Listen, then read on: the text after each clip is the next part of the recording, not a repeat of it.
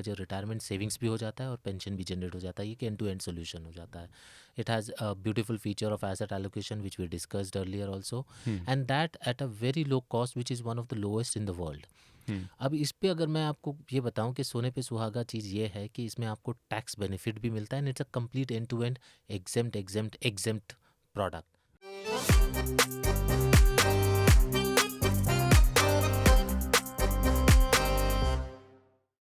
Hello everyone, we're back again with another episode. Please give a warm welcome to Mr. Ravikant Rathore. Hi sir. Thank you Arnav, thank you, I always enjoy coming on your show. So sir, we've been talking a lot in the last episodes about retirement planning and how one goes by it and where the national pension scheme comes in play.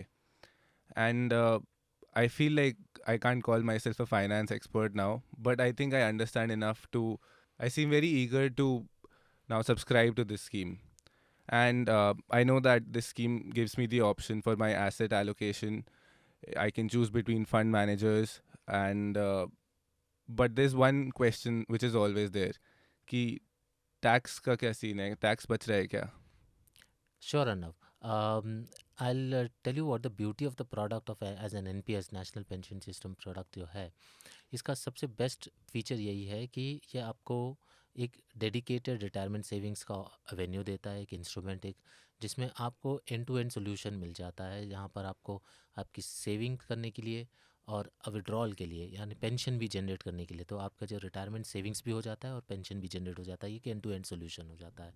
It has a beautiful feature of asset allocation which we discussed earlier also, Hmm. And that at a very low cost which is one of the lowest in the world. Hmm. अब इस पे अगर मैं आपको ये बताऊं कि सोने पे सुहागा चीज़ ये है कि इसमें आपको टैक्स बेनिफिट भी मिलता है, and it's a complete end to end exempt product. Sir ये ई मैंने पहले भी बहुत बार सुना है as entertainment but you giving a new meaning to it और आई वांट टू अंडरस्टैंड कि ये एक्चुअल ई मतलब प्रैक्टिकल लाइफ में क्या होता है. So let me explain this in detail. Generally किसी भी इन्वेस्टमेंट में 3 फेज़ होते हैं। एक होता है जब आप इन्वेस्ट करते हैं, एक स्टेज वो होता है। दूसरा स्टेज होता है जहाँ पे वो इन्वेस्टमेंट जो आपने किया हुआ है वो ग्रो होती है, Hmm. वो ग्रो होती हैं। और तीसरा स्टेज होता है जब आप वो से विड्रॉ करते हैं। तो जनरली जब आप इन्वेस्टमेंट्स करते हैं बहुत सारे प्रोडक्ट्स में, कहीं ना कहीं आप देखेंगे कि at some point of time they are taxed. Hmm. बहुत कम ऐसे इंस्ट्रूमेंट्स होते हैं जो कम्प्लीटली आपको, जब आपने इन्वेस्ट किया तब आपको उसमें टैक्स ब्रेक्स मिलते हैं, जब आप उससे इन्वेस्टेड रहते हैं तब आपको टैक्स ब्रेक मिलते हैं, और जब आप विड्रॉ करते हैं तब आपको टैक्स ब्रेक मिलते हैं। Hmm. और उन चुनिंदा प्रोडक्ट्स में एनपीएस है, and I explain how now. Hmm. सो जैसे आपने अपने जो इन्वेस्टमेंट्स शुरू की थी, हमने डिस्कस किया था, आपने कुछ 15,000 रुपये से आप स्टार्ट कर सकते हैं मान लीजिए। तो Right. आप जो 15,000 रुपये जो स्टार्ट करते हैं, तो आप ये 15,000 इन्वेस्टमेंट जब कर रहे हैं, तो at the time of investment you get a deduction under ATCCD। Hmm. सो ये जो बेनिफिट है, आप अगर इसमें मैं न्यू टैक्स रेजिम और ओल्ड टैक्स रेजिम के डिस्कशन को लेकर आ सकता हूँ, लेकिन ज़्यादा कॉम्प्लिकेट नहीं करता हूँ इसमें। मैं सिर्फ आपको ये कह सकता हूँ कि अगर आप ओल्ड टैक्स रेजिम में हैं, Hmm. तो आप अप टू 9.5 लाख के इनकम पर टैक्स सेव करते हैं। Okay. 9.5 lakh is something, I can tell you what how this breaks it up now. आप कहेंगे कि 9.5 lakh deduction is too huge, I mean you have never Hmm. Heard about it, Hmm. But this is what many of the people do not know, and I would like to bring it in front of everybody is this that कि हमने ATC के बारे में सुना है, जहाँ हमें 1.5 लाख रुपए तक ऑप्शन होता है टैक्स सेविंग इंस्ट्रूमेंट्स में इन्वेस्ट करने के लिए, जिसमें काफ़ी ऑप्शंस हैं। उसमें एनपीएस भी ऑप्शन एक है। Hmm. तो आप चाहें तो 1.5 लाख रुपए आप एनपीएस में इन्वेस्ट करके आप डिडक्शन उस पर क्लेम कर सकते हैं। सेकंड है आप ATCCD 1 में, जिसमें आप 50,000 तक एडिशनल इन्वेस्टमेंट जो है एनपीएस में आप क्लेम कर सकते हैं एज अ डिडक्शन। Hmm. यानी कि ये ओवर एंड अबाउट जो 1.5 लाख है उसके ऊपर ये 50,000 रुपये एडिशनल है, and it Hmm. Is dedicated only to pension Hmm. NPS. It's not shared with any other product, बट एनपीएस के लिए ही 50,000 की अलग से फैसिलिटी है। Hmm. That's one. And is third thing which many people do not know is that if you are a employee, if you're a salaried person and your company deducts NPS for you, Hmm. तो up to 10% of your basic salary is available for deduction Right. if you're contributing up to 10% of your salary.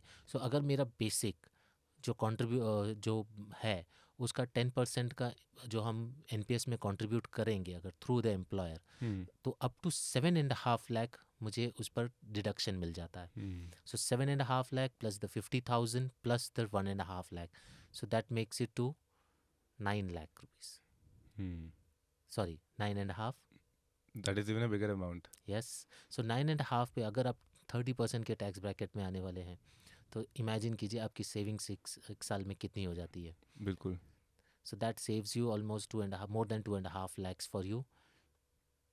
तो आपकी गोवा की trip हर साल हो सकती है. Definitely.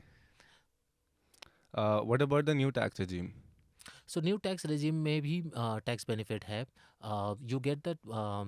इसमें चूँकि एटीसी नहीं होता है न्यू टैक्स रेजिम में, but still that 80 CCD 2 is Hmm. available to you, which is where if your employer deducts 10% of your basic salary Hmm. and contributes to NPS on your behalf, then you get that. So ये जो 7.5 lakh है, Hmm. ये आपको advantage मिल जाता है. ये new tax regime में 7.5 lakh continued है.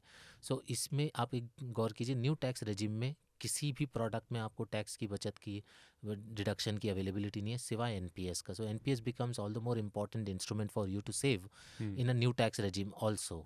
So it's like, it packs the punch. I would say that NPS gives you, again I would like to come back to the part that where NPS becomes a dedicated retirement savings product Hmm. and gives you the flexibility to choose your fund manager, choose your assets, choose your asset allocation in time, and at a very low cost, and at the same time gives you the option to create your fixed pension that as per your liking. You can choose Hmm. your amount. Minimum 40% है, but you can choose to go for 100% of the corpus that you Hmm. save to buy an annuity. Hmm.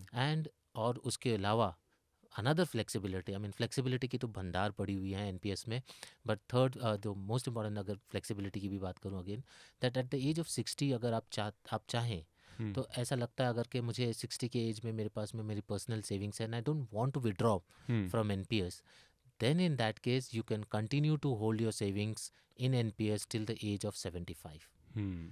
So all the more reason for you to have NPS in your investment list. The longer I stay in, the more my investments will grow. Exactly. So that gives you a much better advantage. And Hmm. और इससे अच्छा क्या option हो कि वो tax free grow हो रहे हैं. Hmm. सो ये तो बहुत अच्छी चीज़ है कि मैं अगर मैं चाहूँ तो लेट भी एग्जिट कर सकता हूँ. अगर मैं 60 पे अभी भी मेरे पास इनकम है, अभी भी मैं काम कर रहा हूँ and I don't necessarily need a pension, मैं मेरे पास 15 साल और हैं जी बिल्कुल. इन्वेस्टेड रहने के लिए. What if I want to exit a little earlier? अगर 55 पे मुझे रिटायरमेंट चाहिए तो you what do can I do do? The same again. जैसे मैंने कहा कि फ्लेक्सिबिलिटी की भंडार है एनपीएस में ऑप्शन में.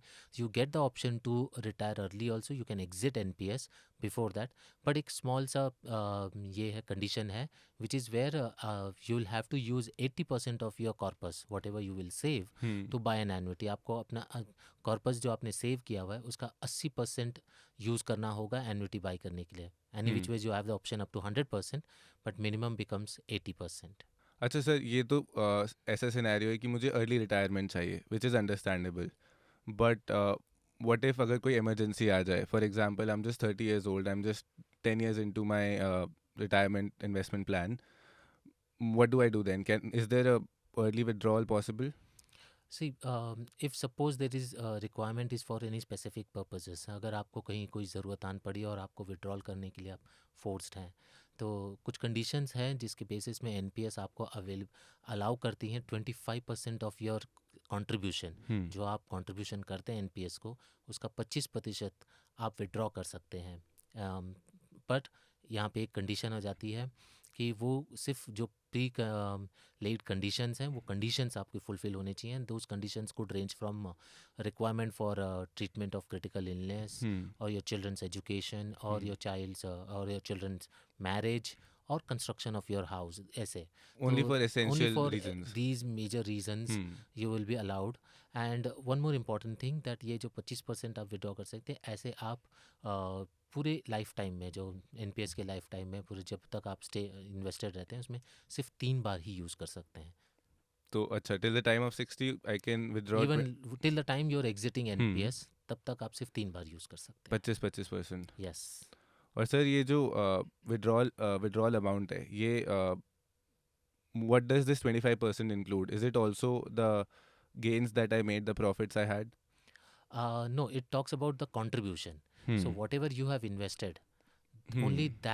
that will be counted and 25% of that will be counted as a withdrawal availability. तो यानी जो आप 15,000 रुपये जो इन्वेस्ट कर रहे थे, Hmm. उस 15,000 को कंट्रीब्यूशन में 25% आपका कंसिडर हो जाए. अगर वो 15,000, 16,000 या 20,000 हो जाते हैं तो वो Hmm. 20,000 का 25 नहीं बल्कि 15,000 का 25% होता है. ठीक है. और सर लास्ट एपिसोड में हमने डिस्कस किया था जब हम जब रिटायरमेंट हो जाती है और जब फाइनली सेविंग्स रिटर्न होनी है तो we can choose to get up to 60% of the total amount as lump sum and 40% हमें मिनिमम एनुइटी परचेज करनी पड़ेगी. तो ये जो 60% अमाउंट है जो लम्प सम है, is this taxable? No no, it's an end to end. As I said, hmm. जब ये 60% आप विड्रॉ करेंगे तो आपको कोई टैक्स नहीं देना है आपको. और जो 40% आप यूज़ करते हैं एनविटी बाई करने के लिए, हम्म. तो जब आप इस 40% को आप इन्वेस्ट करते हैं to and give it to the annuity service provider, and there is option to available to you where you can buy annuity plans with a return of purchase price option also and without return of purchase hmm. price option. So return of purchase price option, basically what the 40% that you paid them to hmm. provide you fixed pension, that amount is again available to you back again after the particular period. Like those are again conditional, like if it is about you chose to continue the pension till your death, hmm. or when you are no more, you want the pension to be continued to your spouse also. If your spouse is no more in the world, then in that case the amount can be given back, whatever you invested, that hmm. amount to be given back to your family, your legal heirs. Hmm. So that way आपका जो 40% amount है वो भी आपको tax free मिलता है. उस 40% पे भी कोई टैक्स नहीं रहता है. तो तो एंड टू एंड आपको देखा जाए तो मैंने कहा कि it packs a punch in terms of when you invest that 15,000 gives you the deduction. If you the amount that it grows into is tax free, and when you withdraw it is tax free. So completely tax free product है. एंड साथ साथ में जैसे मैंने कहा, old regime new regime दोनों में टैक्स बेनिफिट कंटिन्यूड है एनपीएस में. तो आप चाहे कोई भी रेजिम चुने, NPS becomes the best option for you to save for retirement. a completely tax free product, you don't hear of that these days. हर चीज़ पे टैक्स लगता है and this is such a huge amount we're talking about and you can avail it without any tax. Yes. So there are conditions, Hmm. completely tax free up to a certain limit, of course. Hmm. But there are various tax breaks available. So as I said earlier, there are certain conditions and different ways in which you can save it, but your withdrawal becomes completely tax free. Sir तो जो हमारी end of retirement savings है, once I have turn 60 and अब वो मुझे payment वापस आ जाएगी, तो आपने बोला था कि I have the option of getting 60% of that amount as a lump sum and 40% मुझे एनुइटी परचेज करनी पड़ेगी. तो is this 60% amount also tax free? The 60% amount is tax free indeed. जो मैंने पहले सवाल में जो मैंने जवाब दिया था कि 60% भी टैक्स फ्री है. और अगर आप return of purchase price option लेकर एनुइटी परचेज करते हैं तो जो 40% अमाउंट है जब आपको रिटर्न मिलेगी या आपके लीगल हेयर्स को रिटर्न मिलेगी तो भी वो टैक्स फ्री रहती है. लेकिन जो एनुइटी आपको मिलती है, जो पेंशन आपको मिलता है, वो टैक्सेबल होगा अर्नव. वो मंथ सो टू मंथ वो रहेगा. वो आपकी सैलरी इनकम की तरह ही होती है. So what ever tax slab that you will fall into, तो वो as per your tax slab taxable होता है. Apart from that, as I said, when you invest you get a deduction. You stay invested in the NPS, you do not get taxed on the growth. And at the time of withdrawal, जो 60% आप withdraw करते हैं उस पर कोई tax नहीं है. 40% जो आप एनुइटी बाई करते हैं, तो if it is with the return of purchase price, वो अमाउंट जो 40% है वो भी टैक्स फ्री हो जाता है आपके लिए. लेकिन जो पेंशन आपको मिलती है उस पेंशन पे टैक्स लग सकता है, depending upon what tax slab you fall into at that point of time. Alright. तो thank you so much sir. I mean मेरा retirement plan it's already happening in my head now and I can't wait to make it real also. But there's also another thing. I'm just 21 and I've still got 40 years before I retire. So in the next episode, I would really like to have a chat about financial goals and financial planning before you retire to ensure कि वो retirement goal भी आप achieve कर पाओ. Sure, Arnav. I'm looking forward to the next episode then. Can't wait for it. Thank you, sir. Thank you.